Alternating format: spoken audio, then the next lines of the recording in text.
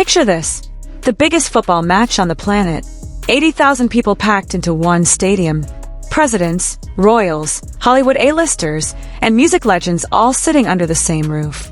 And somewhere in the middle of all that chaos, a video starts circulating online that has ARMY absolutely losing their minds. A clip that appears to show Jimin in the same frame, at the same moment, as Davidbeckham and Tom Cruise. Now before you scroll away thinking this is just another clickbait compilation, stay with me. Because what actually happened at the 2026 World Cup final in New Jersey is bigger than one clip. It's the story of how a K-pop idol ended up sharing a stage, a stadium, and possibly a frame with some of the most recognizable faces in the world. And by the end of this video, you'll understand exactly why this moment, real or still being pieced together by fans, says something much bigger about where Jimin and BTS stand right now on the global stage. Let's set the scene first, because context is everything here. July 19th, 2026, Spain versus Argentina, the FIFA World Cup final. New York, New Jersey Stadium, the venue known the rest of the year as MetLife Stadium, sitting right in East Rutherford. This wasn't just any final. This was the culmination of a tournament that had already broken ratings records across the United States and around the world, partly because legends like Messi, Ronaldo, and Neymar may have been playing in their final World Cup ever. The pressure, the emotion, the sheer scale of the event was already at a fever pitch before a single note of music played. And here's the part that made history before the match even resumed for the second half. For the first time since the World Cup began back in 1930, FIFA staged a full musical performance during the actual final. Not before it, not after it, but right there at halftime, in the middle of the championship match itself. That alone is a milestone. Every World Cup final for nearly a century had gone straight from first half to second half. This year, organizers broke that tradition completely, giving fans an 11-minute mega mix headline by some of the biggest names in music. And BTS was one of them. If you've been following the ARIRANG era, you already know this wasn't some small cameo. BTS came out dressed in custom red, white, and black outfits, each one displaying the member's name along with the number 7, a number that represents all 7 members standing together. They took the field right after Madonna's opening segment, ahead of Justin Bieber and Shakira, who performed alongside Burna Boy. And what did BTS choose to perform in front of a stadium of 80,000 people, plus a global broadcast audience in the hundreds of millions? Dynamite, their first ever #1 hit in the United States, the exact country hosting this World Cup, and the song that earned them their first Grammy nomination, which was also the first Grammy nomination for any K-pop group in history. If you wanted a song that could hit an American stadium crowd instantly, in English, easy to sing along to, Dynamite was the obvious, almost poetic choice. Now here's where it gets interesting for Jimin specifically. During that performance, photographers captured several solo shots of Jimin wearing his red and white number 7 jersey, looking every bit as sharp and camera-ready as you'd expect. Getty Images photographers who were positioned around the field caught him in individual frames, more than once, something that didn't happen for every member equally. Jimin has always had this quality, where cameras seem to find him even in the middle of a 7-person formation, and that instinct was on full display here too. The performance itself carried little touches that long-time fans immediately picked up on. The segment opened with a nod to Norway's Viking road chant, tying BTS's entrance directly into football culture before Dynamite even started playing. And the lyrics themselves were reworked for the occasion. Where the original song says iced tea and a game of ping pong, clips from the show caught V changing it to a game of football instead. Jungkook opened his own line by swapping kick the drum for kick the ball. Small changes, but the kind of detail that shows this wasn't a lazy playback of an old hit, it was tailored specifically for a World Cup audience. And the crowd response backed that up. Fan footage from the stands showed BTS members jumping along with children who had been brought onto the field for the segment, an unscripted moment that ended up more talked about online than the choreography itself. Even celebrities in the crowd got caught up in it.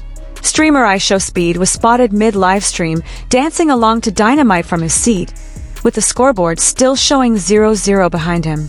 This wasn't just a K-pop fan moment contained inside the ARMY bubble. This was a stadium full of neutral football fans, celebrities, and casual viewers all getting swept up by the same performance. Okay, so that's the performance. Now let's talk about who else was in that building, because this is where the story connects to the video everyone's been sending each other. The 2026 World Cup final didn't just draw football fans. It pulled in an absolutely stacked list of celebrities from every corner of entertainment and sports. Davidbeckham was there with his wife Victoria, along with their son Cruz, and members of their extended circle including Jackie Apostle and Kim Turnbull. This wasn't Beckham's first appearance at the tournament either. Just 5 days earlier, during Spain's semi-final win over France, he had been photographed in conversation with actor Timothée Chalamet, so he was clearly someone who'd been a visible, recurring presence throughout the later stages of the tournament, not someone who just showed up for the final. Tom Cruise was there too, and not just as a spectator in the crowd. Cruise actually walked out onto the field before kickoff to deliver opening remarks to the stadium, part of a starry pre-match ceremony that also featured Post Malone, Sway Lee, Jennifer Hudson singing the national anthem, and Robbie Williams performing the official World Cup anthem alongside Laura Pausini and Nicole Scherzinger. So Cruise wasn't tucked away in a private box the entire time either. He had a public, on-field moment of his own before the match even started. Beyond those two, the guest list reads like an awards show red carpet. Jay-Z and Beyoncé were there fresh off their own massive concert run at Yankee Stadium the week before. Timothée Chalamet and Kylie Jenner, Matt Damon and his wife Luciana, Serena Williams, Pharrell Williams, Javier Bardem, Mick Jagger, Dua Lipa, even a sitting head of state, with reports placing President Trump and the First Lady in a VIP suite alongside FIFA's president and several other world leaders. This was, without exaggeration, one of the most star-studded single gatherings of the year. So when you have that many famous faces packed into overlapping sections of one stadium, all mixing between the field, the tunnels, and the private boxes over the course of a multi-hour event, it becomes very easy for cameras, fans with phones, and stadium broadcast crews to catch multiple celebrities appearing to cross paths, even if they never actually spoke to each other. Which brings us to the clip. A video began circulating on social media appearing to show Jimin in the same frame, in the same section, around the same moment as Beckham and Tom Cruise. It spread fast, the way anything involving BTS and a recognizable Hollywood or football name tends to. Within hours, fan accounts were sharing it, stitching it, zooming in frame by frame, trying to figure out exactly what was happening in that shot. Now, here's where we have to be honest with you, because that's always been the approach on this channel. As of this video, there has been no official statement, no confirmed press photo from a major outlet, and no direct comment from BTS's team, Beckham's team, or Cruise's team specifically addressing this clip. What we do know for certain is that all three of them were confirmed to be inside the same stadium at the same event on the same day. What the clip actually captures, whether it's a passing moment of proximity in a shared VIP area, a brief hello caught on someone's phone, or simply three separate camera angles happening to line up in a way that makes it look closer than it was, is still something the internet is piecing together in real time. And honestly, that uncertainty is part of what makes this such a compelling story to follow, rather than something to dismiss. Because think about it for a second. A few years ago, the idea of a K-pop idol even being in the same conversation as David Beckham and Tom Cruise at an event like this would have felt almost unthinkable. Now it's plausible enough that a single clip can send an entire fan base into a frenzy trying to confirm it. That's really the bigger story here, and it's one we can talk about with full confidence, because it's been building for years.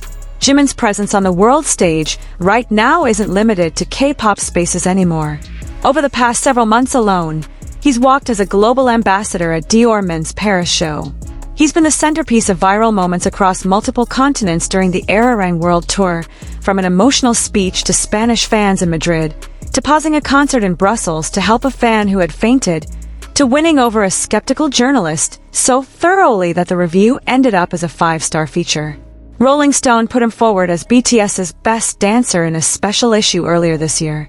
And now, on top of all of that, he's standing on a World Cup final field in front of the largest global sports audience of the year, in a performance that made history simply by existing during the match itself.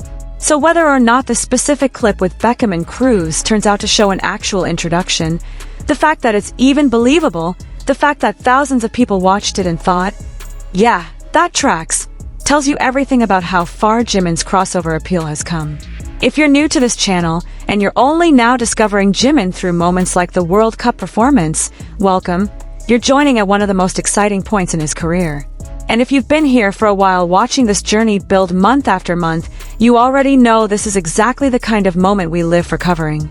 Either way, hit that subscribe button and turn on notifications, because between the ARIRANG World Tour still rolling through more cities and stories like this one breaking in real time, you do not want to miss what comes next. Let's talk a little more about why this particular event carried so much weight beyond just the celebrity spotting angle. The World Cup final halftime show wasn't just historic because of who performed, it was historic because of how it was produced. Coldplay's Chris Martin personally curated the entire 11-minute segment, working with Global Citizen to build a show that raised funds for the FIFA Global Citizen Education Fund, an initiative aimed at expanding education and football access for children worldwide. That's a very different kind of production than your typical award show slot.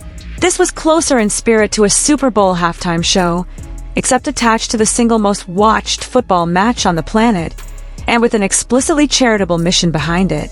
The lineup itself reflected that global, unifying theme. Madonna opened things up, at one point bringing out football legends Ronaldinho and Ronaldo alongside her. BTS followed with Dynamite. Justin Bieber came next. Then Shakira, joined by Burna Boy, performed the official World Cup anthem. Everyone came back together at the end for a brand new song called We Dance, written specifically for the occasion by Chris Martin, performed alongside the PS22 chorus from New York and even the Muppets. It was, by design, a moment meant to represent as many corners of the world as possible on one stage. And BTS, a group whose entire identity has been built around global connection since day one, fit into that mission almost perfectly. Reactions afterward were mixed, as they tend to be with any big televised event like this. But what stood out clearly across social media was how many non-ARMY viewers specifically called out BTS's segment as one of the strongest of the night. Comments comparing the energy favorably to other recent halftime performances circulated widely, with more than a few casual football fans admitting they weren't previously BTS listeners but walked away impressed. That kind of reaction from a completely neutral audience matters more than anything ARMY could say among themselves, because it's proof the performance landed with people who had zero built-in reason to be biased in BTS's favor. Now let's bring this back to Jimin one more time, because that's really what this video is about. In a stadium filled with presidents, royalty, pop icons, and Hollywood's biggest names, Jimin still managed to be one of the most talked about individual figures walking out of that night.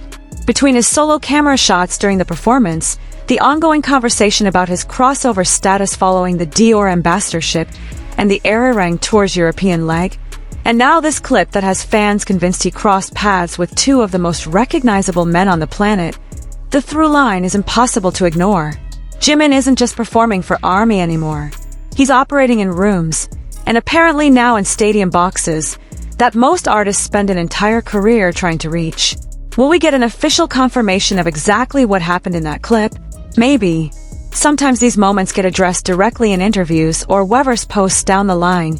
Sometimes they simply become part of fan lore, remembered forever through screenshots and slowed down replays, even without an official word ever being said.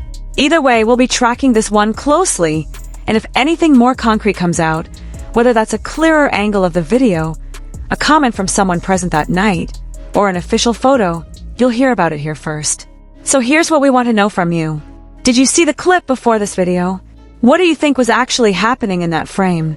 Drop your theories in the comments below, because honestly, this community has cracked bigger mysteries than this one before just by comparing notes.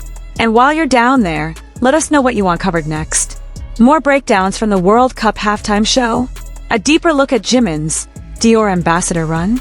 Or should we go back and revisit the Munich and London legs of the ARIRANG tour that we haven't fully wrapped up yet?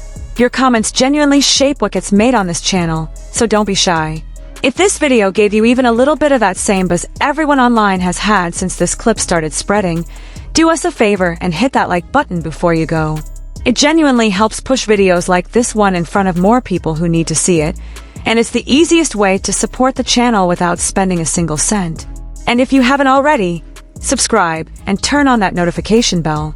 Between BTS's ongoing world tour Jimin's expanding presence outside the K-pop world, and moments like this World Cup night that seem to come out of nowhere, there's genuinely no way to predict what story breaks next.